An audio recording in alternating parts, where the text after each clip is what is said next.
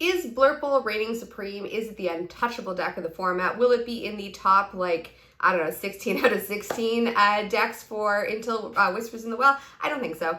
I think that Blurple just came out swinging really hard and what is a difficult deck to deal with because it is a really effective control deck that draws a lot of cards. But today I have a deck for you that can totally beat Blurple. I think I have like a 90% win rate on the play, 80% or 70% win rate on the draw with it. I'll put the stats up at the end of the video. What I found worked for me against playing against Blurple was just going faster. If you can't beat them in the marathon, beat them in the sprint and get to the win before they get control over the game. That was my game plan at least, and so obviously I'm playing in Aggro list. This is a altered version of the Amber Steel Princess Aggro list that I started with, and I've added some things to make it a little bit more fun. I've added a couple more princesses, I've added in some dogs, I mean I guess I had Lady before, but princesses and animal companions is what we're looking at here. So without further ado, let me show you the list, let me go over what makes it different and what makes it good against Blurple, and then we'll go into some gameplay. Okay, so this is my altered Amber Steel Aggro list. As you can see, a lot of it is pretty consistent from a lot of the lists that people were playing before or that I was playing before as far as championing Amber Steel Aggro. So we have the Daisies, which is a really fast quester. Downside about Daisy is that she does feed your opponent cards, so she's not necessarily what you want to be doing in all matches early game, and especially not against an aggro list, but against Blurple, she is a much better card as she does help you get to that end game a lot quicker. Nala, also a phenomenal fast card, and Lilo's, and as you can see here, to add to that super aggressive questing strategy that I've got here with the deck, I do have the Quest for 4 Bolt. So the downside about this Bolt is that he does come into play Exert It, but I got a plan for that, so bear with me for a second. Early game stuff as well, I do have princesses. So like I said, this is coming off of my princess version of the deck, and this version actually has more princesses in it. I guess it's got 4 more because I've got Mulan in it. So the whole plan with the princesses is that you play Aurora nice and early, turn 1, hopefully, and that lets you be able to get Tiana or Rhea out on turn 2. Tiana on turn 2 is awesome because she just makes it so that your opponent can't really challenge your characters effectively, and that does help protect that Bolt that we're hopefully going to be playing on turn 3 to make sure that you get to quest with him at least once before your opponents take him out. I've also added a Mulan. So Mulan here, you don't play her turn 1. That's not the goal with her. You play her turn 2 for free with Aurora, hopefully. The nice thing about Mulan is she does loot away cards. So loot is the phrasing for loot here is you draw a card, discard a card, and that will let you get rid of the cards that are not effective in the match that you're going to be playing, because some of the not effective cards are uninkable, which means we can't even turn them to ink if they're not what we're going to be using. So Calhoun is a great challenger. She's good for against aggro decks to keep them down. However, if she's not going to work, like she's not great against Blurple, you can loot her away with Mulan and hopefully get something a little bit better, a little bit more towards the strategy of the deck that you're playing against. Other kind of standout cards that I have here is we have, like I said, the Tiana that does help protect our earlier questers or our big questers like Bolt, but the big one that is the force of protection is Pluto. Pluto with Bodyguard is great, gets +4, so the 5/5 if he's got no damage on him, and he is hard to take out, especially if you've got a Tiana behind him, making it so that so that your opponent has to pay 3 more to actually be able to challenge Pluto effectively. So this is the gist of this list. A little disclaimer, I guess, on this one. I've already made changes to it again, but this is kind of, I guess, the step 2. This is the what we've done with it here, and this was really good in to Blurple. So let's go look at the Blurple list. This is the standard Blurple list that I've been testing against all of my stuff. So if you've seen any of that other testing, it'll look familiar. All right, so Blurple list, pretty standard. It's got your ramp in the form of T-Pose and Celia's Right C. It has your control cards in the form of like the Elsas to be able to exert down your opponent's characters, to be able to challenge it and get rid of them, or the big Elsa just to be able to like pause them for a whole turn. It's got some of your answer cards like the Elsas, but also Hades and Into the Unknown, which turn characters into ink. And then it's got ways to kind of like do your combat tricks for you. So Baymax lets you be able to make the challenges on your side so they're favorable to you, take out your opponents, have just some damage on your characters, and then be able to heal them with Baymax and gain lore from it. Belle, same type of idea. She lets you move damage around, so long as your characters are sticking around damage, you can move those damage counters around to be able to take out more of your opponent's characters and get 2 or 3 for 1 in the case of some of those cards.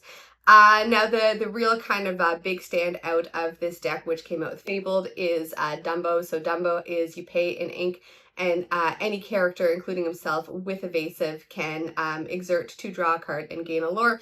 That card advantage is a make it or break it for a lot of decks. Card advantage does let you have the cards in your hand to be able to have the choices, to know kind of what you want to do and be able to have the options to be able to do it for whatever deck you're playing against. Top decking is never a fun state to be in, and Blurple doesn't really top deck unless they've had a terrible draw.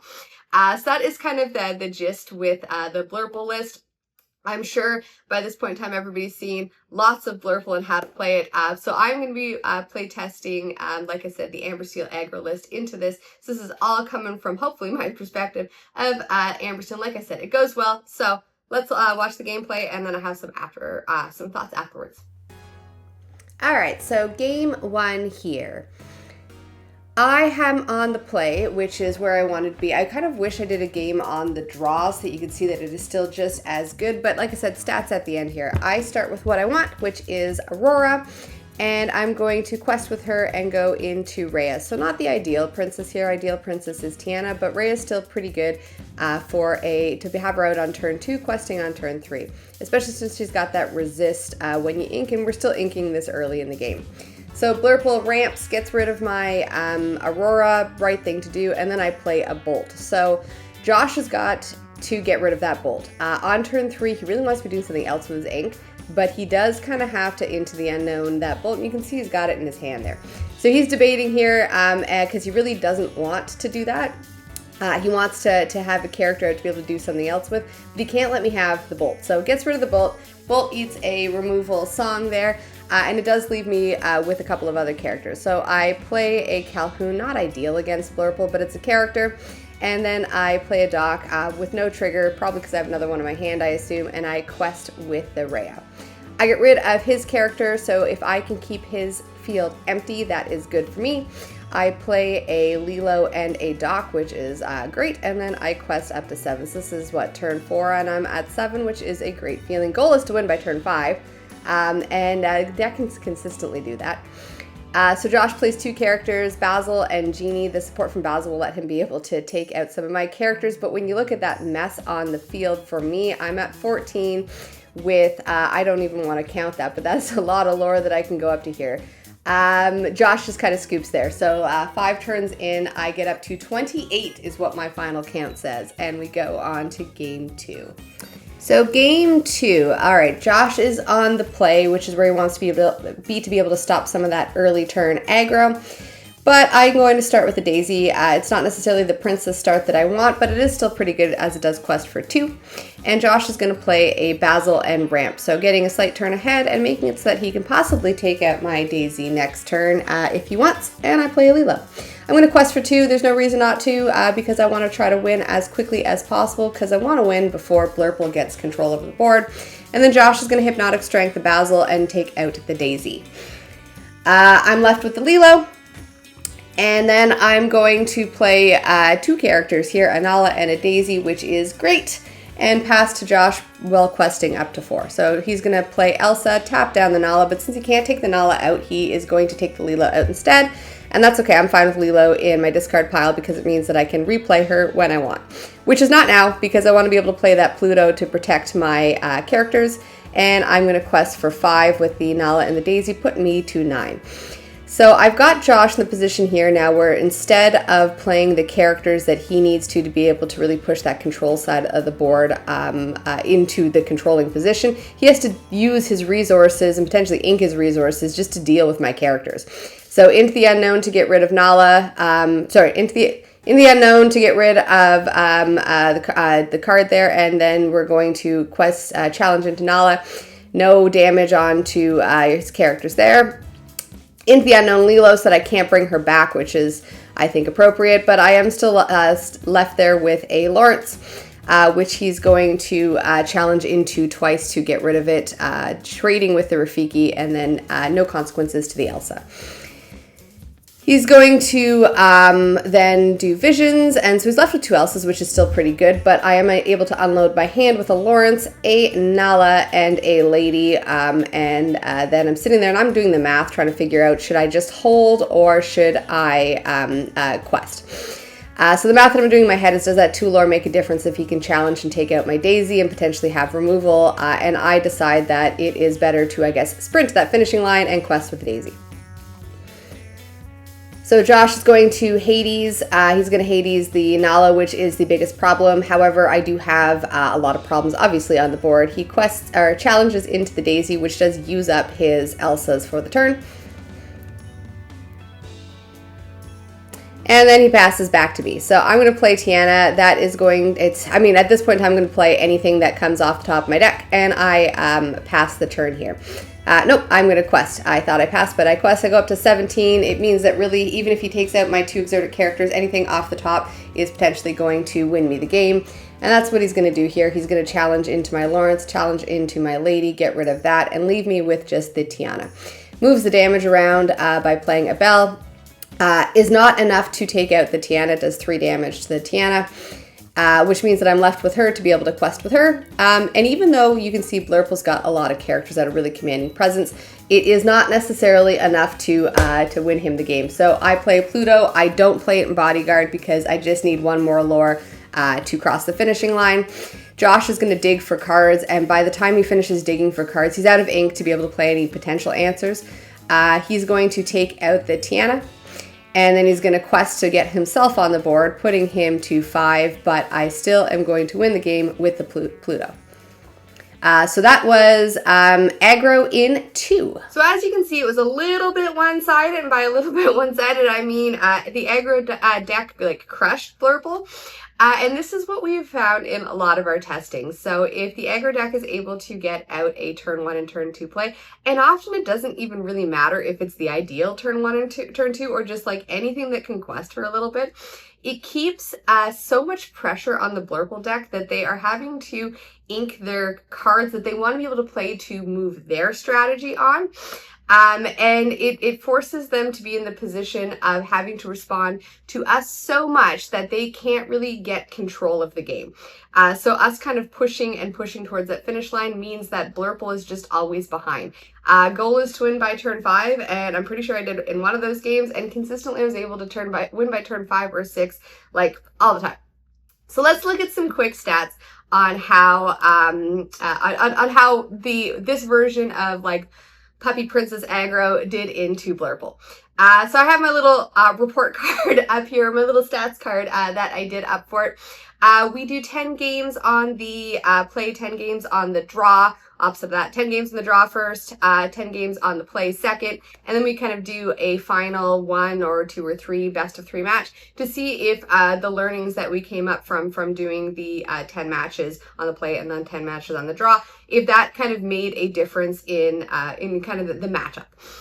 So on the, when Bolt was on the draw, we had a slightly less ideal win percentage at like 70%. So even on the draw, when the Aggro deck should be at a disadvantage, it won by a landslide far more than half the time. On the play, it was even more kind of devastating to Blurple, where I was able to take the game with Aggro 90% of the time. The only time that I didn't win was when I don't think I had a turn 1 play or a turn 2 play. I think I was playing something on turn 3, and that was it. And so by then, Blurple had control. But so long as I had something to do on turn 1 and 2, I was good. When we went back, we did the best of 3 matchup. Ideally, I'd like to play 3 best of 3 matches. We didn't even get there. We played 1 best of 3, which you saw on camera, which was just a blowout. Aggro won in both games. We did do a third game to see if we could get something where it was a little bit more balanced, but we couldn't. It was just such an aggro was so strong into Blurple that I was able to consistently win with this deck. So that is what I guess I'm saying about this version of aggro. It is really good against Blurple. It is really fast, and it keeps Blurple on kind of it keeps them having to respond to us, which means that we can win and win fast.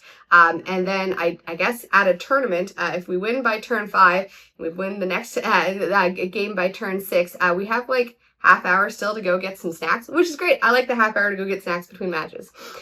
So where does that leave me with this testing when it comes specifically to going to Bologna? Well, Blurple's not the only thing out there. So even though I feel super confident into Blurple, I do have to go and get some testing in with other stuff that's around there. So other stuff that is around would be like the Amethyst, Steel, and like the Under the Sea decks, which would be blue-green, so Emerald, Sapphire. And I'm sure there's going to be some other stuff that I'm going to have to test against, especially the mirror as well, knowing if I'm going to have to be the aggro deck or if I'm going to have to challenge down the aggro deck is also going to be kind of decision-making there. So this is my list. Great against Blurple. If you're only playing Blurple, totally suggest this build. However, next week I will be back probably with another build of this for a different matchup. Amethyst Steel, I think, is next. Yeah, so that's this. It's great. It totally crushes Blurple. Blurple is not infallible. It is not unbeatable. And I feel good into Blurple with Bolt.